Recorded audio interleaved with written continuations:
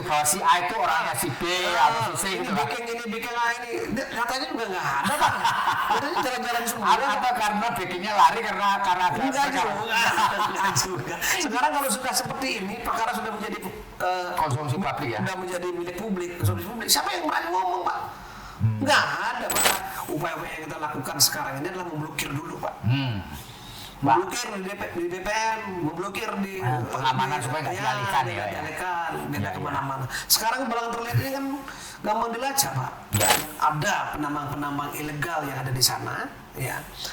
Hasil penambangan ini dijual kepada PT Timah. Itu cerita yang sangat sederhana, Pak. Ya. Artinya apa? Apa yang dibeli oleh PT Timah ini adalah kerugian negara, barangnya sendiri, Pak. Kemudian dampak dari penambangan ilegal menimbulkan suatu kerusakan lingkungan yang begitu masif dan begitu luas.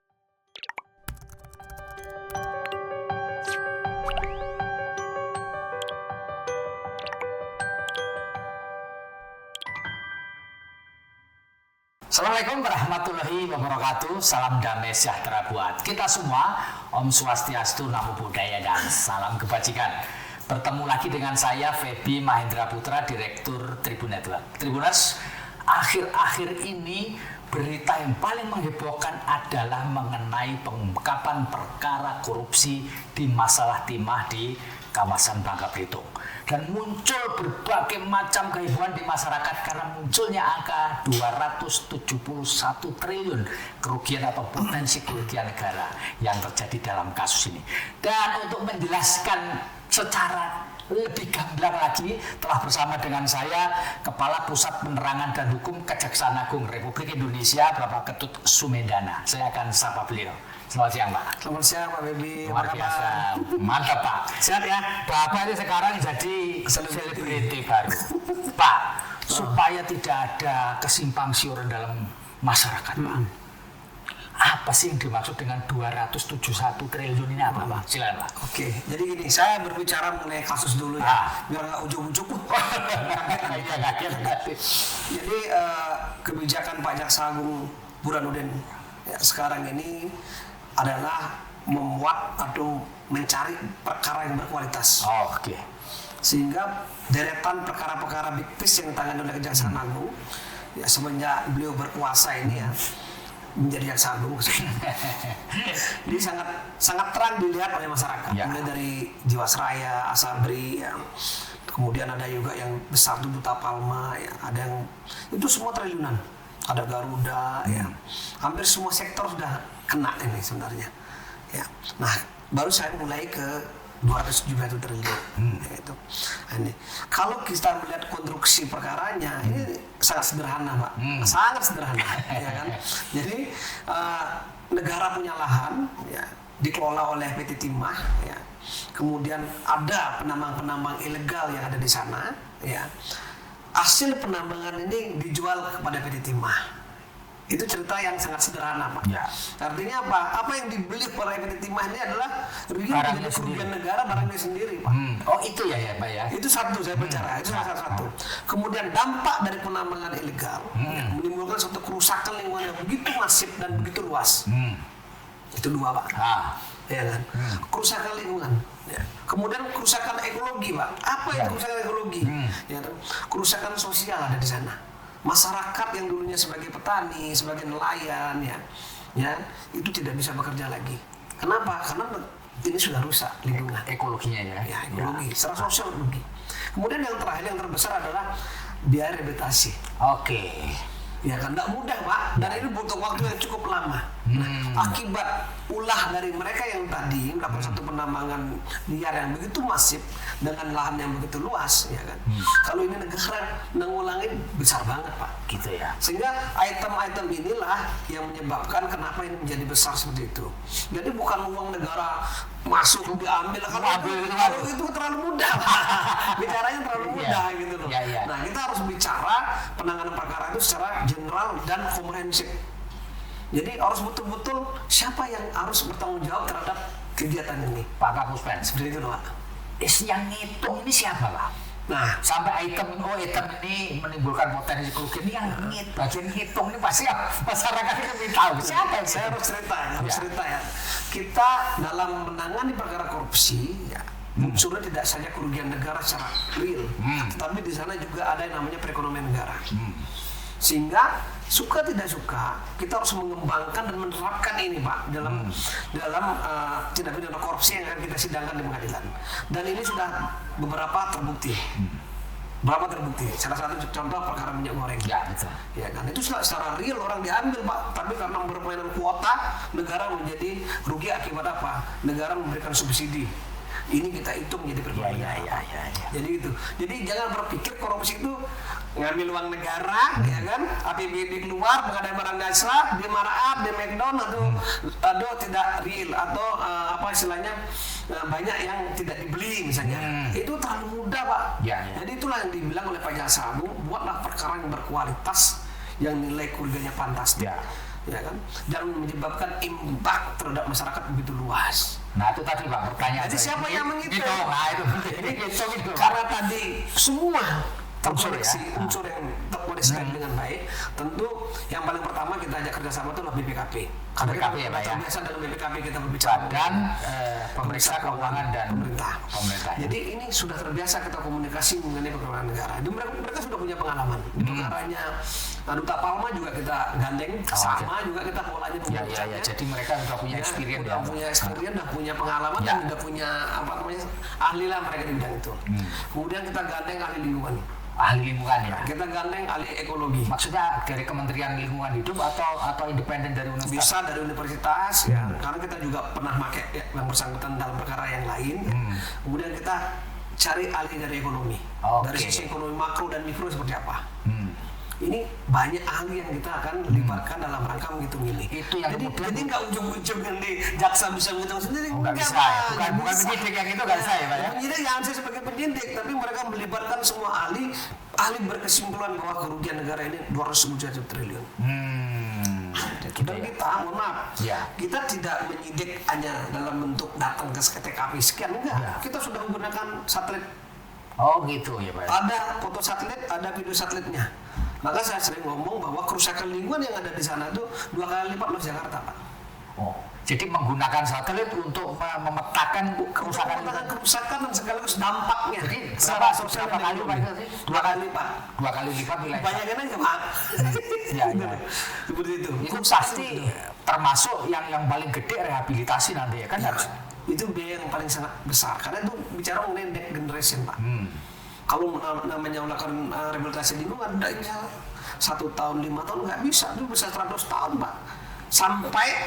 Sampai lahan-lahan itu bisa dimanfaatkan baik lagi ditempati oleh manusia, oleh habitat lain, makhluk hidup semuanya bisa rantai makan itu bisa berjalan dengan baik seperti itu Pak. Bapak Puspen, ini kan kerugian negara atau potensi kerugian negara kan harus dikembaliin lah istilahnya kan. Nah, satu cara di antara yang dilakukan kejaksaan adalah melakukan penyitaan harta dari para tersangka. Dan sudah dilakukan beberapa. Sudah mulai kita lakukan. Yang ingin diketahui masyarakat tuh bagaimana cara Kejaksaan Agung mengejar kekayaan para tersangka yang berada di luar Indonesia, Pak. Misalkan di Australia lah, di negara-negara lain gimana itu cara? Kita ini sudah punya pengalaman panjang, Pak. Ya, gimana itu, Pak? Ya. Kita di beberapa negara sudah namanya MLA, Pak. Ya, mutual legal assistance. Jadi kita membuat suatu perjanjian dengan beberapa negara terkait dengan harta-harta yang sudah mempunyai kekuatan hukum tetap. Ya, kemarin kita terus terang sudah mengalihkan dari Asabri, dari perkara Jiwasraya yang miliknya Beni Cukro berada di Australia, itu nilainya kurang lebih Australia pada negara lain ya, kurang lebih 450 miliar Pak. Itu dikembalikan kepada pemerintah Indonesia. Bisa ya Pak? Bisa Pak. Oh, tapi antara G2G itu atau Kejaksaan Agung langsung bisa? G2G, kita MLA. Tadi mutual legal assistance, kita punya perjanjian khusus Pak mengenai itu. Nah, sepanjang ada putusan kekuatan hukum yang tetap. Oh, jadi nanti kalau kita mau mengejar harta mereka harus ada putusan dulu ya? Itu satu kalau sudah mengembalikan. Tapi ada cara lain Pak. Ya. Cara lainnya adalah bisa memblokir. Memblokir? Misalkan saya punya rumah nih di Australia. Kita blokir Pak. Lewat pemerintah. Kayak kita memblokir di BPN Pak. Biar tidak dialihkan karena ini masih bermasalah. Gitu loh, nanti kalau sambil menunggu putusan ingkrah. Jadi ini juga kita lakukan di Indonesia, bukan hanya di luar negeri Pak. Jadi ada yang kita sita, ada yang kita blokir Pak. Kalau kita blokir, kita melihat bahwa ini memang ada hubungan dengan orang lain. Misalnya harta bersama, Ya. misalnya aset yang dimiliki oleh negara asing kayak kita Aquarius kemarin Pak. Jadi 1/2-nya dimiliki oleh pemerintah Jepang, Ya. setengahnya dimiliki oleh Heru Hidayat atau si Beni Cokro dan kawan-kawan ya. Nah kita blokir Pak. Ya, Agar ya, tidak ya. dialihkan asetnya Ya, kepada ya, orang lain. mengamankan lah ya Pak. Amankan. Jadi ada banyak hal strategi yang kita bisa Oke, pakai, Pak. Pak, kalau dari 16 tersangka kasus tambang timah ilegal di Bangka ini, seberapa yang sudah dilakukan pemblokiran harta mereka yang ada di luar negeri terutama? Kalau di Indonesia kan lebih mudah ya Pak. Bisa nggak dijelaskan? Kalau Kan koran kalau kabarnya sekarang belum bisa saya jelaskan secara gamblang Pak, satu persatu. Tapi yang jelas upaya-upaya itu pasti akan kita lakukan. Kata Ya. saya belum dapat data juga terlalu lengkap karena perkara masih baru jalan ini Pak. Ya, ya. Itu nanti kita ketahui ya. Karena gini, yang namanya menyita itu tidak hanya pada saat proses penyidikan, tapi pada saat sidang pun kita bisa nyita. oh di tengah persidangan masih bisa ya? Bahkan pada saat putusan ingkrah namanya sita eksekusi Pak, kita masih bisa melakukan penyitaan. Ya, Jadi ya. Bapak jangan khawatir Pak. Ya, kan ini kan muncul di masyarakat di media sosial mengenai hartanya si Muiz ini, ya kan? Harvey Muiz ada di Australia rumah iya, mewah iya. gitu. Apakah ini juga sudah masuk radarnya kejaksaan? Itu bagian daripada informasi yang kita inginkan oleh penegak hukum. Maka media sosial itu bagian daripada intelijen sebenarnya. Media sosial, media massa seperti sekarang yang Ya. begitu masif, itu bagian daripada intelijen dan masukan positif bagi penegakan hukum sebenarnya Pak. Ya. Itu kita senang ada itu, gitu loh. Ada yang flexing itu, Ya. kita senang Pak. Itu bagian daripada strategi kita dalam rangka melihat secara digital, jejak digital orang-orang ini mana hartanya. Ya, ya, ya, Gitu ya. loh. Maka dari itu kalau kita melihat profiling orang itu dari jejak digital bisa kita lihat Pak. Ya, dan mereka nggak bisa ngelak ya, wong Nggak bisa kalian ngelak. sendiri yang menentukan. Iya, ya, kita gitu. sudah punya Pak itu. Itu nggak usah khawatir. Jadi penegak hukum itu udah canggih 2 kali lipat dari mereka yang ada di masyarakat. Ya. Tadi. Pak, kalau boleh saya tahu nih, boleh kita tahu Pak, Ya. dalam proses penyitaan kemarin kan ada uang 76 miliar di rumahnya Harvey Muiz. Itu sebenarnya duit apa sih Pak? Nah, gini, kami belum pernah merilis angka seperti itu. Oh, belum pernah. Ah. Yang kami rilis itu adalah hasil penyitaan yang ada di Helena Lim. Ya, Oh, Helena Lim. ALN lah. Ah. Itu ada 10 miliar Dari rumah? rupiah di rumahnya yang di PIK. Ya. Kemudian ada juga 2 juta SIM Singapura dan beberapa perhiasan kita sita. Ya. Ya. Tapi kalau khusus yang HM yang Harvey Muiz kemarin itu hanya kita menyita mobil 2, ya. Kemudian Mobil mewah itu, dokumen elektronik dan surat-surat fisik kita juga dan beberapa perhiasan yang belum bisa kita identifikasi. Tapi uangnya nggak ada ya? Uang belum kita Oh, belum identifikasi. dihitung. Ya, Ada tapi belum dihitung. Belum kita identifikasi lah. Oh, tapi ada ya Pak? Nanti kita sampaikan Pak ketika itu sudah clear semua. Ya. Karena yang namanya nyita itu harus di-clear semua Pak. Kalau kita ngambil ternyata milik orang lain, siapa yang ada di sana kita kan belum berani juga Pak. Ya. Sehingga upaya-upaya yang kita lakukan sekarang ini adalah memblokir dulu Pak. Pak, Memblokir di BPN, memblokir di pengamanan supaya nggak dialihkan ya, ya. dialihkan, beda Ya, ya. kemana-mana. Sekarang barang terlihat ini kan gampang dilacak Pak. ya, ya, ya, Ya ya. kan nggak bisa Pak kalau menyembunyikan uang apapun nggak bisa Pak sekarang. Dalam bentuk uang, dalam bentuk mobil, apalagi dalam bentuk tanah nggak bisa Pak. Gampang dilacak Pak sekarang. Ya, ya, ya, ya. Pak, kemarin ada satu pengacara namanya Bunyamin yang mendesak supaya Kejaksaan Agung juga menjaring orang bernama Robert Bono Susatya. Dan kemarin sudah diperiksa 11 jam. Nah, kalau boleh saya tahu apa memang penyidik Kejaksaan Agung memanggil orang itu memeriksa karena desakan si Bunyamin ini atau memang sudah dalam radar penyidik Pak? Tidak. Jadi gini, siapapun yang memberikan dukungan, ya Maksudnya dukungan itu terkait gitu ya? terkait dengan penanganan penegakan hukum di kejaksaan, saya apresiasi dan kita senang kan. Tidak hanya Bunyamin, ada tadi kemarin pengacara-pengacara muda juga datang ke tempat kita mengatasnamakan taman jaksa ya. Kita senang Pak. Artinya apa? Kita diberikan semangat atau kalau ada data real lebih bagus lagi kan gitu Pak. Ya asal jangan ngomong aja gitu loh. Yang penting semua dukungan itu kita apresiasi. Ya. Artinya begini, penyidik tidak ada dalam kondisi tekanan, tidak ada dalam kondisi pesanan.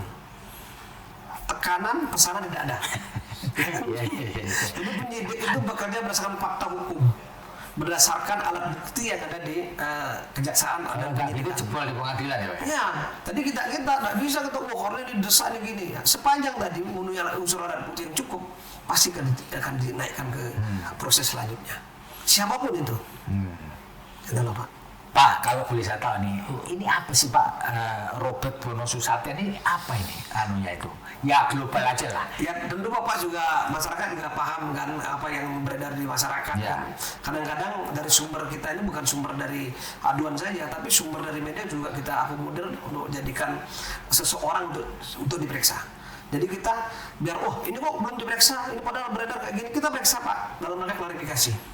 Nah, saya tidak berbicara statusnya beliau seperti apa, Ya. dan Jadi ini kedudukannya dia seperti apa. Yang belum jelas bisa ya, Pak? orang-orang yang diperiksa ini adalah ada keterkaitan dengan Perkara itu kasus perkara sendiri. yang kita sedang tangani seperti itu, Pak. Jadi Bapak belum bisa menjelaskan apakah dia bosnya Nggak bisa. Siapa yang jadi bos, siapa yang jadi anak buah, itu nggak bisa jelaskan di sini. Karena itu nanti akan terungkap di persidangan. Ya, secara lebih gamblang ya Lebih Pak. Ya. gamblang, ya.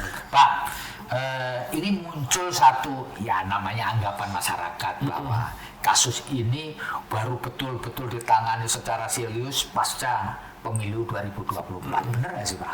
Enggak lah. Nggak ada hubungannya? Enggak.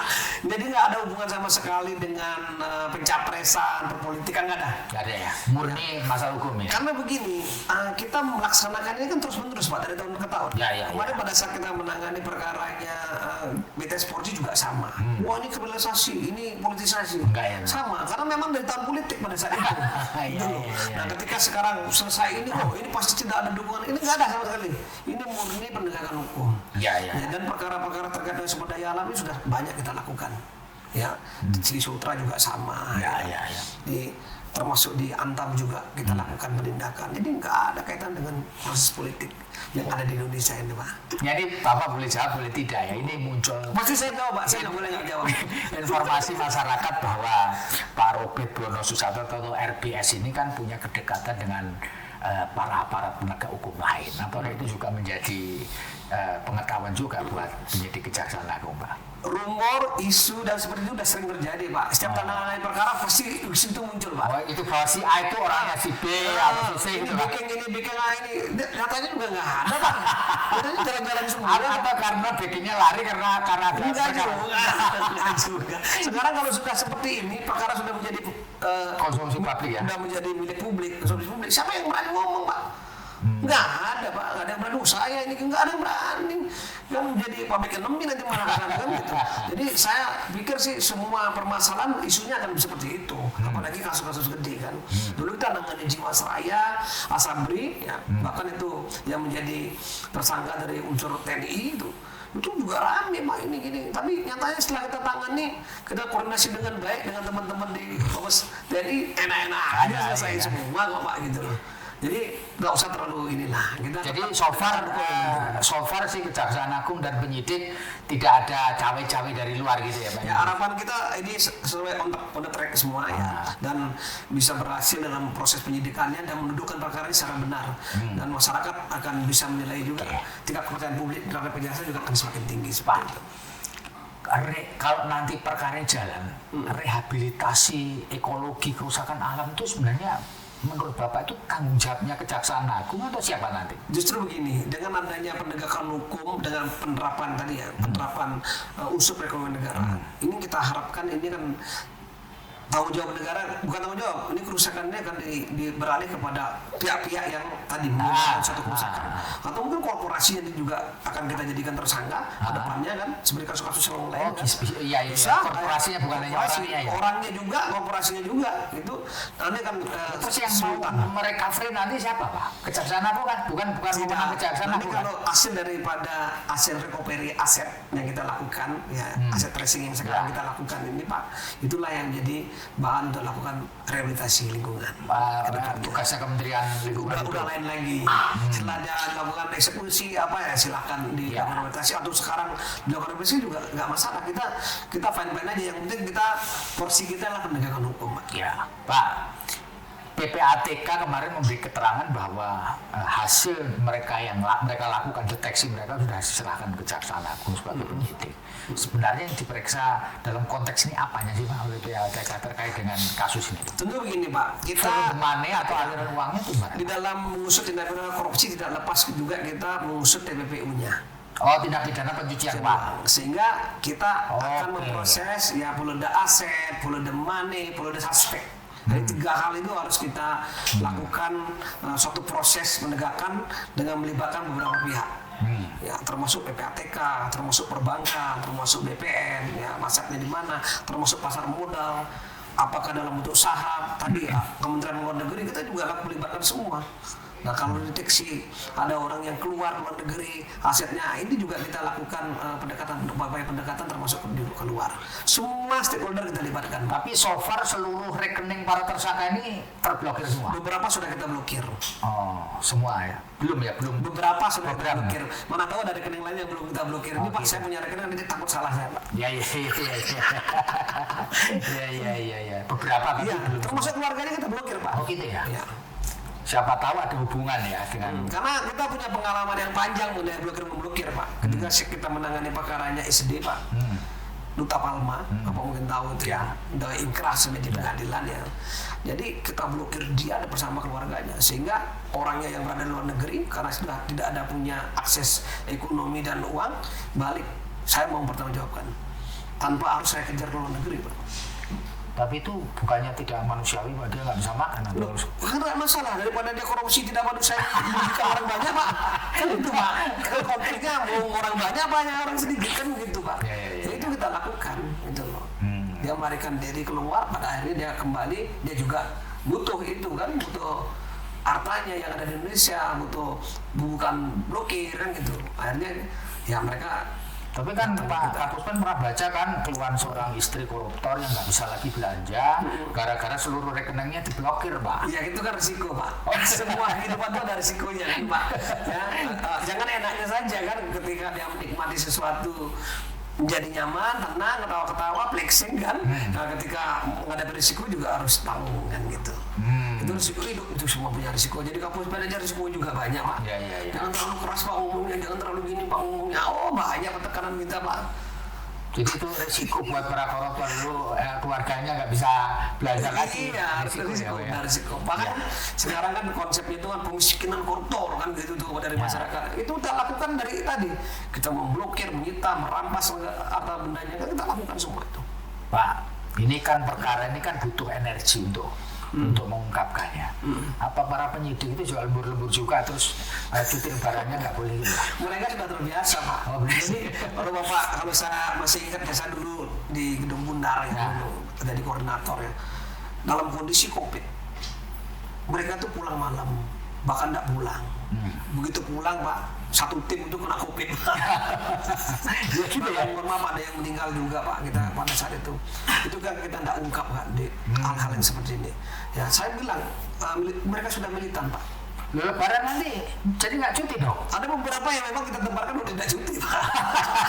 Tadi diganti ke belakang hari. Karena Pak, kalau mereka pulang semua, Pak, siapa yang ngurusi masa penahanan habis? Ya, kan harus cepat. Iya, harus segera. Nanti dia bisa keluar demi hukum. Ya, Macam-macam. masyarakat Itu salah satu. Itu salah satu kecil itu. Apalagi yang menangani yang besar ini mereka harus running well. Ya. Harus jalan terus, Pak. Ya. Jadi pulang kampung dilupakan dulu sementara ini. Ya, banyak sebenarnya. Kan saya jauh dulu nggak pulang-pulang, Pak. Jadi Bapak ini sebutannya Bang Toyib ya, Bang pulang. Bisa 3 lebaran nggak pulang, biasa, Pak. Anak-anak udah biasa seperti itu. Jadi udah biasa. Udah biasa. Jadi kalau mau masuk di Gedung Bundar atau masuk di kejaksaan harus tahu masuk di risikonya. Pusmenkom, risikonya udah tahu. Kayak saya itu bolak-balik, Pak. Bali udah jadi Kajati, balik lagi ke sini. Harus risiko seorang penegak hukum dan seorang jaksa ya. Ya beginilah. Harus kita lakukan semua. Pak, ini terakhir, Pak. Silakan Bapak menyampaikan pesan closing statement terutama kepada masyarakat untuk ikut membantu ini, Pak. Ya. Silakan, Pak. Jadi gini, kepada masyarakat dan netizen ya, semua saya mengharapkan dukungan ya, sehingga perkara ini menjadi clear, jelas ya, dan masyarakat harus mendukung perkara ini, dan perkara sangat gede dan perkara sepanjang sejarah Republik ini berdiri inilah termasuk perkara yang menimbulkan kerugian dan perekonomian negara yang begitu besar dan lingkungan begitu masif rusak. Nah, ini harus bersama-sama kita mendukung proses penegakan hukum di Kejaksaan Agung. Ya, mudah-mudahan kita juga bisa bekerja dengan baik, lancar, dan yang paling terpenting apa?